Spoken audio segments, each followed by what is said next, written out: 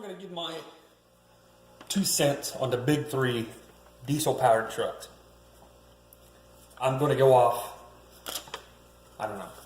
I'm biased. Everybody's a little bit biased, but I'm not married to any fucking car company.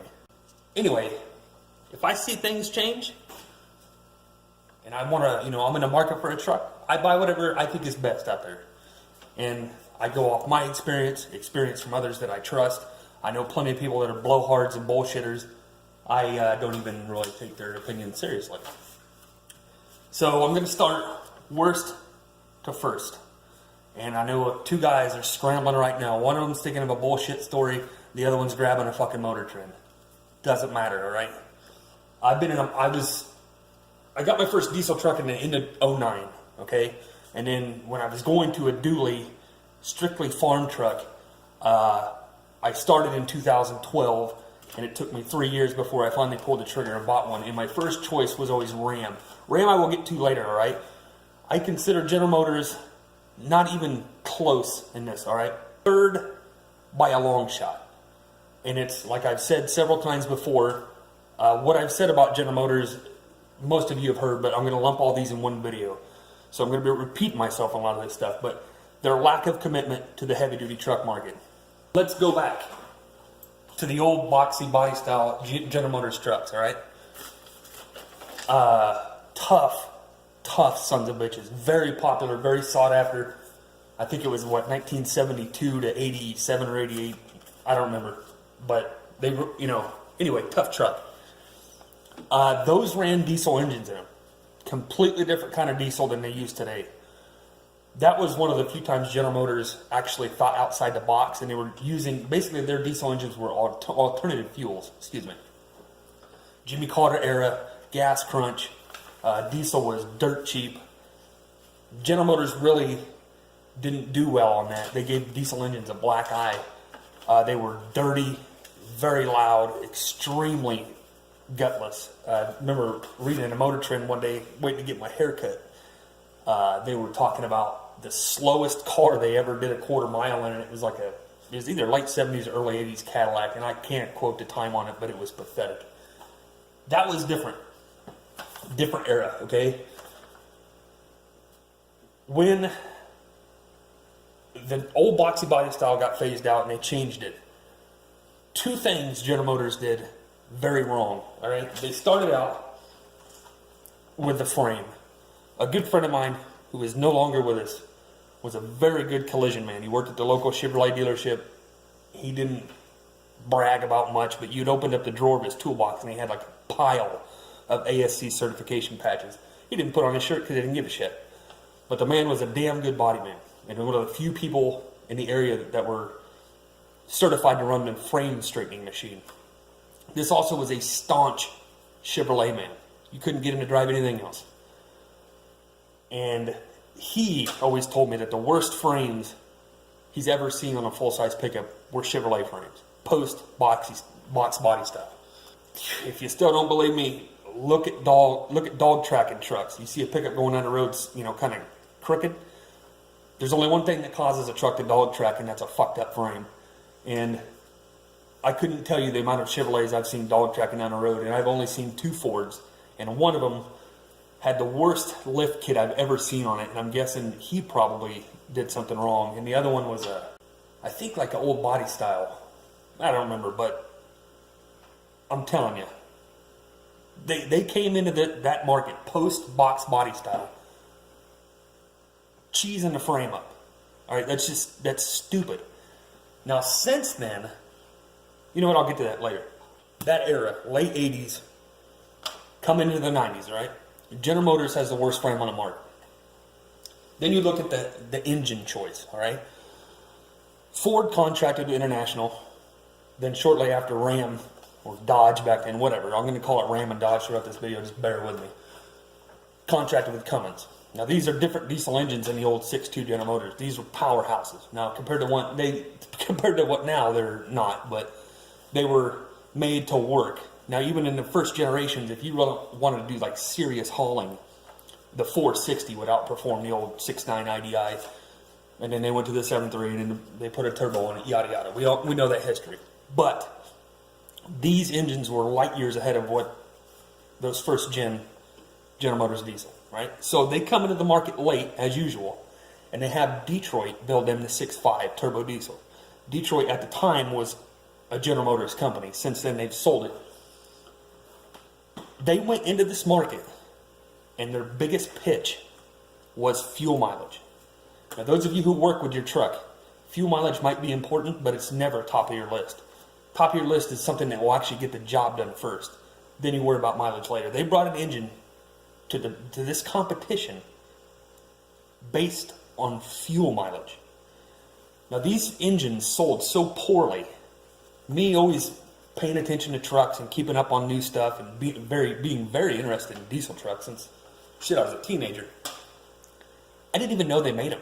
I thought Chevrolet just didn't even offer a diesel. That's how few sold. I live in cattle country. I live in agriculture country, north central Kansas, right? I never even saw one of these trucks until I started out here. My father-in-law had one. Come to find out, a friend of mine's dad had one back in the day. Nobody had them. GM didn't even try in this market. They were just getting butchered, right? Oh, speaking of which, that 93 GMC that we used to have, speaking of frames, my father-in-law, this is his truck, obviously a Chevy guy, hasn't farmed with one since. That truck got broke in half. Had to be double framed. So, I mean, I'm going to get backlash for this. I just don't understand. Like, I don't hate a car company. Not an American one, at least, right? I know what kind of bullshit I'm going to hear. So, right there, their first attempt at a heavy-duty truck. Shit frame, shit engine. So, fast forward, right? We go to 2000. They finally want to step up their game. They have Isuzu build them an engine. Isuzu was partly owned by General Motors at the time. Still might be. Don't know. Doesn't matter. I bought a truck from the local Chevy dealership. It was a Ford, but it was a used one off their lot. And they had one of these new Duramaxes in there. And their sales pitch was, it's an Isuzu engine. When I heard that, I laughed because I didn't know that Isuzu was, at the time, they might still be, the world's largest diesel manufacturer. I just thought of the old Joe Isuzu commercials and the little crappy kind of SUVs they made. Then I was informed, oh yeah, they make more diesels than anybody else in the world, blah, blah. I said, well, whatever, I don't care. Then their other sales pitch was it's the most quiet diesel on the market. You're talking 2000, right? There was still the 7.3 days and the old 5.9 Cummins. I don't think anybody gave a shit about a quiet diesel. Them things were loud as fuck. Obviously, their sales pitches didn't work. If you look at their sales numbers, especially the Isuzu thing. I guess the old bumpkin redneck Chevy guys didn't like to hear that their engine was Japanese. I don't know if they're racist. I don't know. It didn't matter to me. But that backfired big time. And Lamb Dog, you better back me up on this. You have before. You worked at General Motors back at the time. GM did everything they did, everything in their power to cover that up. They just scrubbed Isuzu off everything. It's all Duramax, and then, it's a D-Max Corporation. And then you might look a little bit, it's a joint venture with Isuzu. Bullshit. That's an Isuzu engine. There's nothing wrong with that. But, like I said, the Chevrolet faithful didn't like it. And I've always said that GM would have been a lot better off contracting with Caterpillar, a brand, American brand name like International or Cummins. I think they would have sold a lot more. But then, those years are gone. Now everybody just sees it as a Duramax, and it's built by the D-Max Corporation. And it's made now in America. But, I'm not even going to get into that. They've done some serious track covering, and I don't understand it. But the transmission's Allison. That's also a General Motors Corporation. Allison makes a good transmission. It's not the best. That 5-speed they put behind the 6.0s and the 6.4s was better. That 6-speed behind the 6.7s, as far as I could tell, is every bit as good, if not better. The Allison's better than some of the old Ram transmissions, but now Ram uses the Ison or Asin, however you say that. I don't think it's, it's good, but the best, I don't know. The closest I can think of is, all right, I don't like to use sales numbers until the sales numbers are just staggering, right? General Motors represents 33% of this market in terms of there's 3 companies that make heavy-duty diesel trucks or medium-duty, whatever you want to say. They represent less than 20% in sales. Look, Chevrolet is a brand, right? And I'm not saying that's a bad thing. That's what, if you make a product, that's the ultimate goal, is to have your product sell by name alone. Jack Daniels, Nike, John Deere. That name just sells. People want their shirts. They do. I'm on a Chevy. If you don't believe me on that, compare Chevrolet truck sales to GMC's. They're not even close. It's probably like 10, maybe 20 to 1. I don't know. I don't have my numbers right in front of me. But GMC never even comes within the same universe as selling as many as Chevrolet. Why? They're the same damn truck. And actually, a lot of people give a shit about looks. I don't really care about looks of a pickup, but most people, damn near everybody, cares about looks more than I do.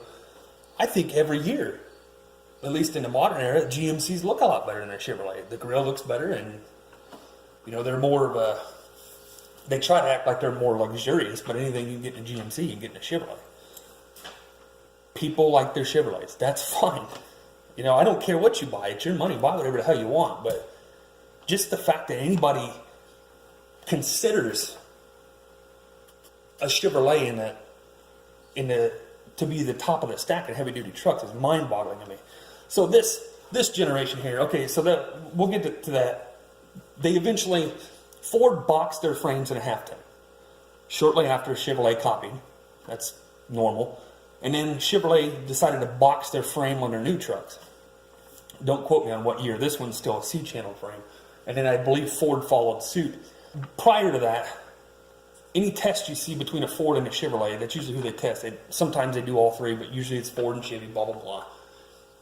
In a quarter-mile time or a braking test, Chevrolet wins 9 times out of 10. Prior to this aluminum body that Ford's doing now, which I'm not sold on, General Motors trucks weigh at least 500 pounds less. They're always less weight. Well, they don't shortchange on the body, so where do you think they shortchange? They did on the frame and on the suspension. Out of the three, General Motors is the only one that runs independent front suspension. This truck, you see right here, is almost 8 years old. It doesn't even have 53,000 miles on it. I was looking for the goddamn paperwork, and I can't find it. I can't remember what all they had to replace in the front end. It wasn't like an entire front end replacement, but it was substantial, into the 4 figures to pay for it. The guy that ran the shop that works on these, well, they work on everything, but it's like a suspension shop. He's a local guy, a friend of ours. He owns a Duramax powered GMC, and he says that's normal. About 50,000 miles, these front ends wear out. And his excuse was that diesel is heavy.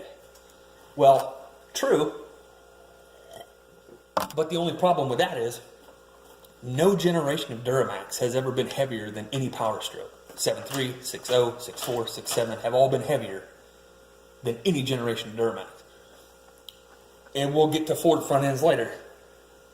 These trucks, I'm telling you, they're not top of the stack.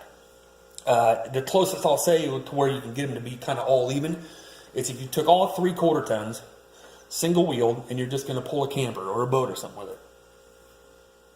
That's the closest you're going to get General Motors to be on the same level as Ram or Ford. Okay, so now you get to now. They've got the box frames. I can't speak about those. Me personally, I wouldn't want a box frame. And I think, like I said, Ford's doing it too. My bed on my truck alone weighs 2,400 pounds. And if you put 2 bales on there, there's another almost 3,000 pounds. When I'm hauling 2 bales, I'm never on pavement unless I'm crossing the highway or something. I'm on dirt roads. I'm on gravel roads. I'm in a pasture up here in the hills of Kansas, uneven territory, right? That 93 used to do that. It broke in half. Now a modern day Chevy would hold up better. But like I said, my father-in-law is a staunch Chevy guy. He likes them for whatever reason. The last 5 trucks he's had, bale bed trucks, have all been non-General Motors. That right there should tell you something. And we've even talked about, since we don't pull the camper much anymore, putting a bale bed on this, and he said he wouldn't do it. He doesn't trust it. That's his words. On that box frame, on my frame, it's still a C-channel. Mine's a 2015. I would rather have the Flex. I'm not saying, I don't know how these new frames hold up. Time will tell. Around here, nobody has a truck that new with a bale bed on it. Not that I know personally. We'll see how they hold up. They might be just fine.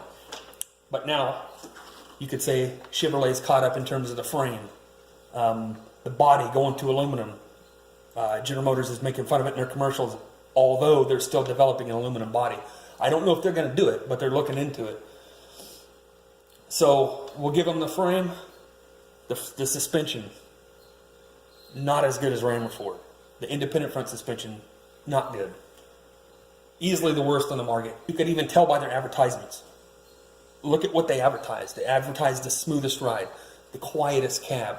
They brag about their heated steering wheel now. Well, that's funny because about 10 years ago, Ram came out with that, and Howie Long had a Chevy commercial making fun of it. They made fun of Ford's man step. Then they copied off of it by putting a step on their bumper. Their commercials are geared at people that don't know shit, that just read magazines, that just watch commercials, that don't have any experience with trucks. And if they do, it's not out in the field or out in extreme working conditions. Just look at what farmers drive. And I'm not talking about their going to town pickup. I'm talking about what they haul shit, what they haul cattle with, and what they haul bales with. Look what the guys, the over-the-road welders, those crazy fuckers working on the pipeline, look what they drive. You know, there's going to be some Chevys out there. And everybody, you know, things are different in every area. Like, this is Ram country. I think it's because Walter Chrysler was from Kansas. I have no idea. But there's more Cummins-powered Rams out here than anything. And I'll get to them later. So, okay, I guess I'll just wrap this up. That's my opinion of Chevrolet. I've said it before. The Terrible 2, I know you're going to just do your usual, and I don't give a shit. Any new people to my channel, in my opinion, you know, hey, leave a response, make a video response, do whatever. But I just call them like I see them. I don't want anybody to take this the wrong way, all right? I ain't a fucking hater. There was a time in my life where I got talked into buying. I don't know, I was a teenager and I heard all the scuttlebutt around the other teenagers and none of us knew shit about anything. The whole anti-Ford thing. And I bought into it, whatever. I owned a few Chevrolets. And over time, like, all my friends were Chevy guys, or one of them I could think of was a Mopar guy, but they all were kind of like Ford haters. And throughout time, getting to the late 90s, I went back to Ford because I kept an open mind. Everything I was looking at was telling me that they just make a better truck. So I don't want you to think that a lot of people buy something, and because they buy it, then they think it's the best, right? I'm not, like I said before, I don't give a shit. If these trucks weren't worth a shit, I'd go buy something else. All right, so that, when I started getting into the diesel truck market, I've always kept General Motors in consideration. I've always considered buying one of them. And as this truck on the left is mine, the other one's a farm truck. I bought that in, April or May of 2015. And when I was going to do that, I still considered General Motors. Not very long, for reasons I mentioned, previous to this, right? So I don't have a Dodge on hand or a Ram. So I'm going to kind of lump these. I'm going to compare the Ram versus the Ford in our experience, okay? When I started out here in 2011, we had a 2009 Ram. It was a gas-powered Ram. It was pathetic, not because it was a Ram, but because for a one-ton dually, especially for what we use it for, a gas motor just ain't enough. So that truck, it had front-end issues. It snapped a tie rod out in the field. We were kind of upset about it at first. We thought that, we were worried that if that happened to us going down the road, it could have killed us. Well, come to find out, it only happened under slow speeds, and we were like in a field moving bales, turned sharp. Had a recall on it. They sent out the part, got her fixed. Not that big a deal. I talked my father-in-law into replacing. Well, I tried to talk him into buying a Ford, which he did not do. But I did talk him into getting a diesel. A lot of people, I shouldn't say a lot. There's a few people around here that have gas-powered bale trucks still. They can't get over that initial shock of the $8,000 option. You'll get over that initial shock very quickly for the amount of fuel you save with a diesel engine. So anyway, you got the Cummins. Is it 2012? Anyway, that's what really got me looking at upgrading to a dually. and I was looking at Ram. That was my first experience with a. This one was an SLT. The gas one we had was like a SL or whatever their bare bones one was. It wasn't. It was pretty plain Jane, whatever. Well, this SLT was actually pretty nice. So that got me really thinking about Rams, and I've been interested in Rams before. So around that time, 2012-ish, that's when I really started thinking about replacing my 2010 F-350. And I was always about Ram first. I've had Ford trucks for 20 years. Oh, yeah, 20 years since I think the last time I owned a truck that wasn't a Ford was prior to 1997. Yes, it was. So 20 years now. And to be honest, I'm kind of fucking tired of them. And, you know, they've changed over the years. They changed body styles, but still, I've been around them for 20 years, and even prior to that, I had a Ford truck, but I've owned other vehicles since then, different companies, but I just haven't had anything but a Ford since, and so I'm tired of it. When my wife was in the market for a half-ton pickup a while back, I tried to talk her into buying a Ram. I even told her to go look at GMCs. Just something different. And she, for whatever reason, she found a truck she liked, and it just so happened to be an F-150. So I'm sold on it. I'm looking at Rams. I built one. I got a hold of the dealership there in town, and they're right next to the Ford dealership. And every truck I built, Ford or Ram, right off the top, the Ram's $2,000 cheaper because it's made in Mexico. I'm guessing that's why. I know the Ford diesel's made in Mexico, and it ain't no cheaper than the Cummins, but wherever they're saving money, they're saving. And I don't give a shit what you see on the internet or you get out of magazines. I'm talking real nuts and bolts when you go to buy a truck, what the dealer says, not internet shit. Had my truck built, four-door, blue jean, what's it called? Whatever Cummins Workings truck is, that blue that Mopar has. Beautiful. I had that color picked out, four-door, yada yada. I was just going to put a flatbed on it, not a bale bed. And from 2012 to 15, every time I got to close to pulling the trigger on getting a Ram, that fucking truck of ours would tell me not to. I say again, I'm not ragging on anything. I'm going from my experience and experience of others that aren't blowhards or bullshitters. And this is my fucking experience, something that all these shit talkers here on YouTube don't have, right? That Dodge got hot a lot. We had to blow the radiator out twice a year. I don't know if that was the way the Ram is designed. I don't know if that was because the Thunderstruck front bumper on it. All I know is that truck right there is almost 3 years old, and it never had the radiator blown out of it. And it's got 10,000 more miles than that Dodge ever had on it. Like I said, something in that Ram, whether it was the way its front end was designed or the way that Thunderstruck fit on it, it would just suck up a bunch of shit in the radiator. Not that big a deal. It ain't hard to blow the radiator out. I used to think it got hotter than Ford's, or my Ford at the time, but come to find out, 2011, when they changed this body style, they finally started using honest temperature gauges. Ford, right? For years, even in half tons. You start the engine up, it says it's cold, it gets up to operating temperature, and it just stays there. I hooked a monitor up to my 6.4, and that son of a bitch, normal temperature was 194, coolant temp, I believe it was 194, maybe a little bit less. And pulling a trailer full of bales in hot weather, whatever, it get up to about 220, which ain't that big a deal. You know, when you're hauling, what would that be? 10 tons of hay, and it's 100 degrees out, it's going to get a little hot, and 220 ain't going to hurt much. So anywho, while my Banks IQ was saying it'd go from 194 to 220, the temperature gauge wouldn't move at all. So these trucks have honest temperature gauges, and they'll move, they'll fluctuate, whatever, just like that Ram did. See, well, at the time I thought the Ram was just getting hotter than the Ford, but it wasn't. Now that Ram has overheated a couple times, one of them it was a hot day, it probably shouldn't have been hauling that much, and the other one, the radiator was a little dirty. So I'm not going to blame Ram for that. The Ram was a cabin chassis. This is a cabin chassis. This is 3 years newer, so they're a little bit different. This truck pulls a hell of a lot better. And it's got 373 gears. And that Ram had a 410.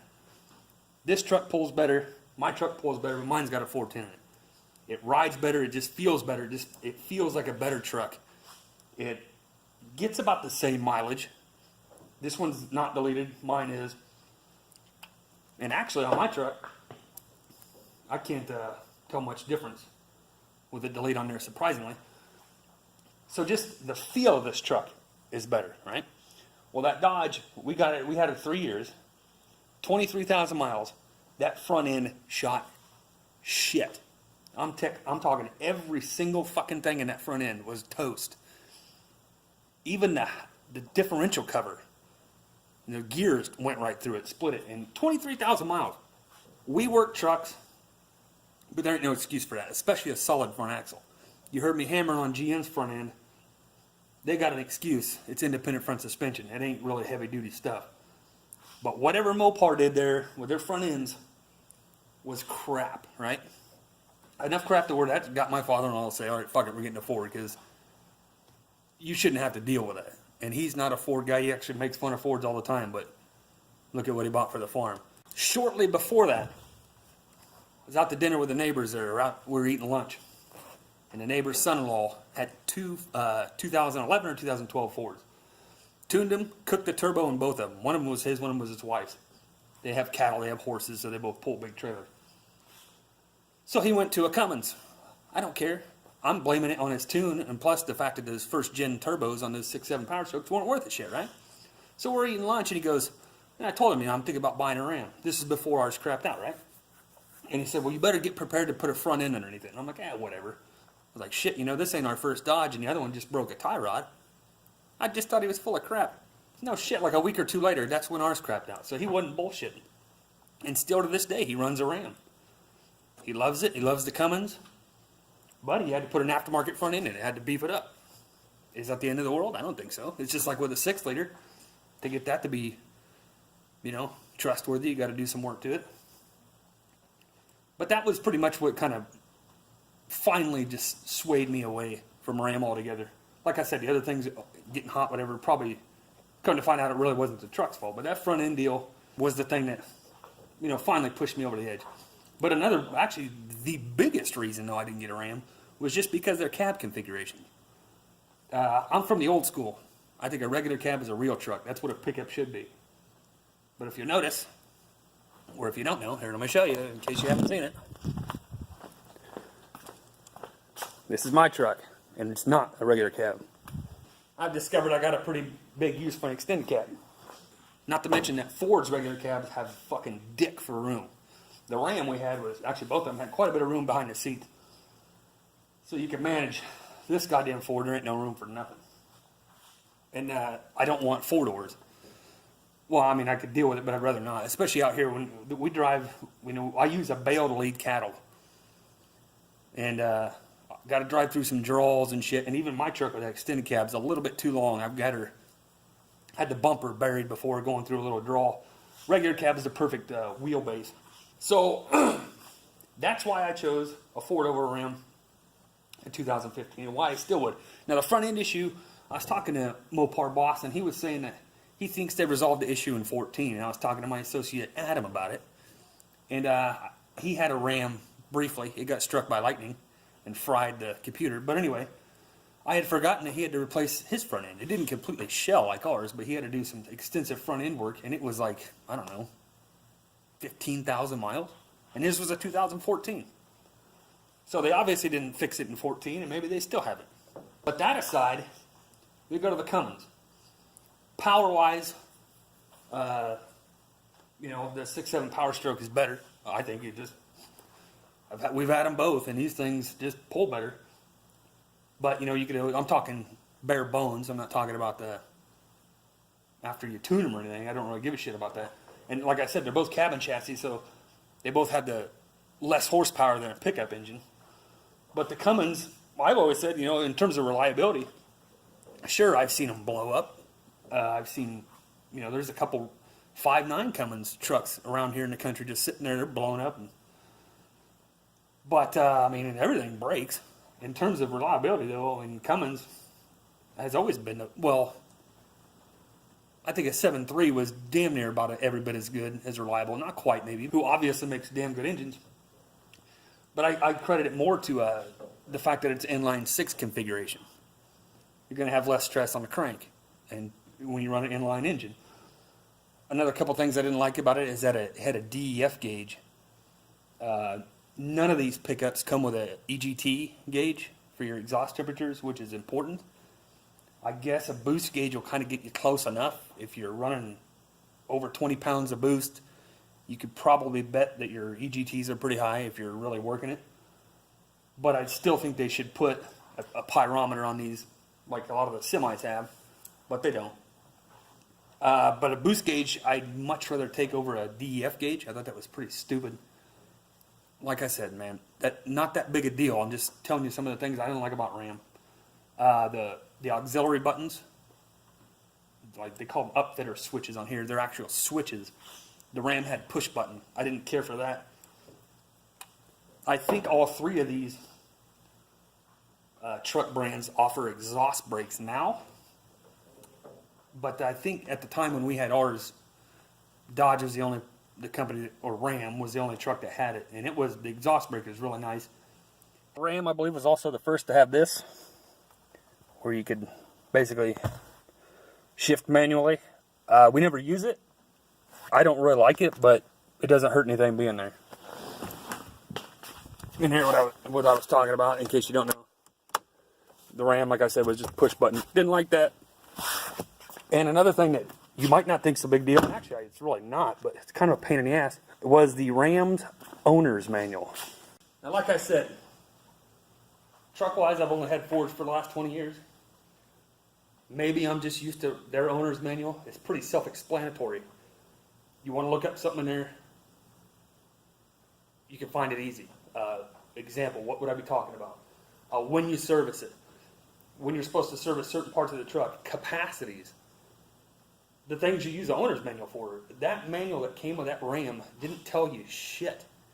And anytime you kind of find something you're looking for, it said see dealer. Not a big deal, but it was kind of stupid. Oh, one thing I didn't say about General Motors, another thing they do is they're lower than a Ford or a Ram.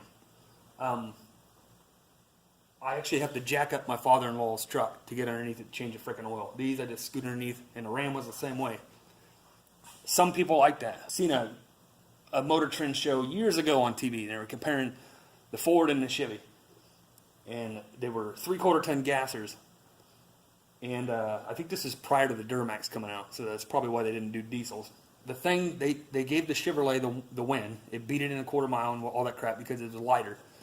But they gave Chevrolet the win because it rode better, which I thought was pretty stupid on a work truck.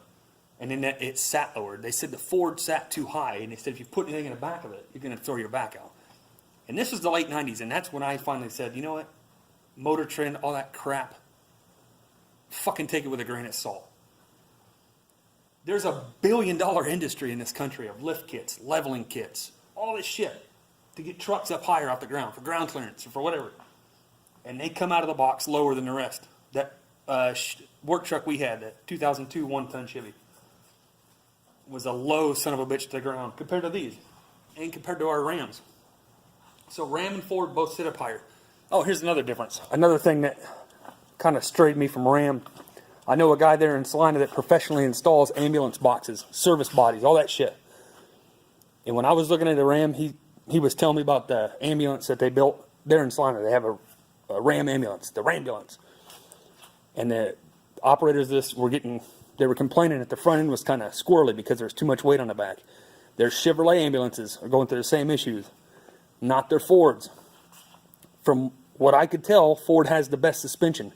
Now, when I was looking at a Ram, the salesman, I was looking at a cabin chassis, obviously it didn't have the bed on it, was showing me the frame. As of 2012, Ram had the strongest frame of the three. The only problem with that is their suspension was quite a bit weaker. Ford's frames are as strong as they need to be. They've never been known for a bad frame. They've always been known for a good one. Now, if Ram's got a better one, it doesn't matter because Ford's good enough and the suspension's better. These beds are the exact same bed we had on the Rams. I could tell by hooking up to the stock trailer or the bale trailer. We have to jack the trailer up probably an extra 6 inches as opposed to what we used to with the Ram. This bed, it weighs about 2,400 pounds. It would squat that Ram another, I can't swear by 6 inches, but if I had to bet the farm, I'd say 6 inches. We'll say 4 to 7. Significant difference. that shows me that the Ford's got a stronger rear suspension. Front suspension, they seem to be about the same as the Ram, but the front end lasts a lot longer. This is only a 250. It hasn't seen a lot of off-road work in its previous life. It will now, but this thing has 170,000 miles on it. 170,000 miles as opposed to the Silverado, as opposed to the Ram we had. Stock front end. This has 32,000 miles on it. 9,000 more miles than that Ram. Nothing has went wrong in the front end. Not a single thing. Not a bushing, nothing. Back when we had our Ram, when we'd use a bale trailer, we borrowed the neighbors, it was 10 bales. The one we have now is a heavier trailer for one, and it's a 12 bale trailer, which is about too much for a frickin' pickup. Last time we hauled bales with it, we got an attachment, we hooked it up to the damn semi. These will pull it, but we got a giant hill coming up to the place, and when it's hot outside, it just, I mean, these things, they get warm, and like I said, that's just a lot for a pickup. Those bales and that trailer together are, I think, 12 tons, which is a little much to be pulling up a steep grade. So, compared to the Ram, the only issues we've had with this truck are, guess what? Emissions. The emission system on this truck works, unlike a 6.4. But one of the brackets busted, and it let one of the sensors sit on the DPF here, and it cooked it. Not a big deal, but that's the only issue we've had with it. And since then, we've got an engine light on. The truck runs fine. I don't know what it is. It's either a sensor or it's something else with the frickin' emissions. Maybe another sensor busted off and melted on the exhaust. I don't know. We haven't looked into it. Maybe shit. But other than that, that truck's been a peach. And it's, like I said, we haven't had it as long as the Dodge, but we put more miles on it and we've hauled heavier loads. And it's just been a better truck. Apples to apples. And, well, I mean, kind of. 2012 and a 15. I don't know what difference a 15 Ram would have over a 12. Maybe they did upgrade this, the front end finally. Oh, that's what I'll finally say about the Ram. Like I said before, most of our neighbors have Cummins powered Rams. I'm talking about like people around us, not the whole frickin' county. Which are, I mean, there's a lot of Rams, don't get me wrong. But once our front end went out, I went and asked, like, Greg stopped by one day for something. And he's got an older Ram. I think it was like the, I don't know what year, don't quote me. Maybe like a 8 or 9. And I asked him, I said, hey, you had any front end issues? And he had. He said, well, yeah, last time I got underneath, I changed the oil and I was going to grease the front end and I went to grease a ball joint and hit the grease gun and the ball joint just fell off. It popped out. And so he had to put ball joints and tie rods and something else eventually in his. And every single other neighbor that I've asked that has had front end issues with the Ram, they've all had front end issues. Like I said, even my friend Alan that doesn't have his Ram didn't get used for farm use. It was construction, so he's mostly on pavement. Wasn't driving through pastures, wasn't, going down gravel roads pulling 10 tons. Still had a front end issue. So maybe they fixed it, maybe they didn't. I don't know. But I'm not in the market for a new truck anytime soon. I'm going to keep this old brown one for a long, long time. She's paid off, and that's gravy. And if I had to buy a new truck tomorrow, the first thing I'd look at would be a Ram, because I don't know. There's a lot I like about them, but I guarantee you, once I got to nitpicking and looking at stuff, I'd probably end up going back to Ford. Take it for what it's worth, I said before, I don't give a shit what you buy. There's a lot of method behind my madness and why I've come to the conclusion that I'm at when it comes to trucks. And I've looked at a lot of stuff that would change my mind, and nothing does.